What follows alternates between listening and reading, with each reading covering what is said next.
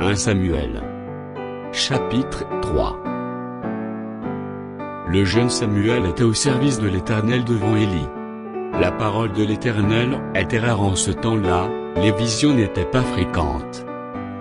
En ce même temps, Élie, qui commençait à avoir les yeux troubles et ne pouvait plus voir, était couché à sa place, la lampe de Dieu n'était pas encore éteinte, et Samuel était couché dans le temple de l'Éternel, où était l'arche de Dieu. Alors l'Éternel appelait Samuel.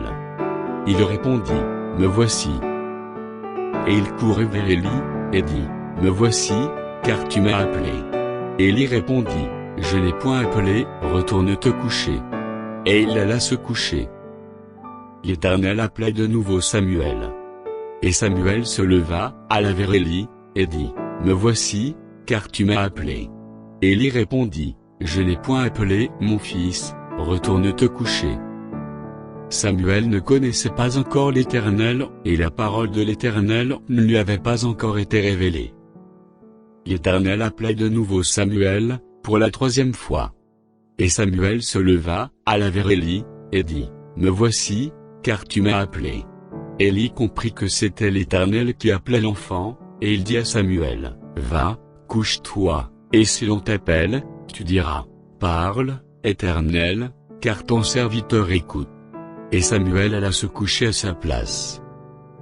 L'Éternel vint et se présenta, et il appela comme les autres fois, « Samuel, Samuel. » Et Samuel répondit, « Parle, car ton serviteur écoute. » Alors l'Éternel dit à Samuel, « Voici, je vais faire en Israël une chose, qui étourdira les oreilles de quiconque l'entendra. En ce jour j'accomplirai sur Élie, tout ce que j'ai prononcé contre sa maison, je commencerai et j'achèverai. Je lui ai déclaré que je veux punir sa maison à perpétuité, à cause du crime dont il a connaissance, et par lequel ses fils se sont rendus méprisables, sans qu'il les ait réprimés. C'est pourquoi je jure à la maison d'Élie, que jamais le crime de la maison d'Élie ne sera expié, ni par des sacrifices ni par des offrandes. » Samuel resta couché jusqu'au matin, puis il ouvrit les portes de la maison de l'Éternel. Samuel craignait de raconter la vision à Élie. Mais Élie appela Samuel, et dit, « Samuel, mon fils. » Il répondit, « Me voici. » Et Élie dit, « Quelle est la parole que t'a adressée l'Éternel?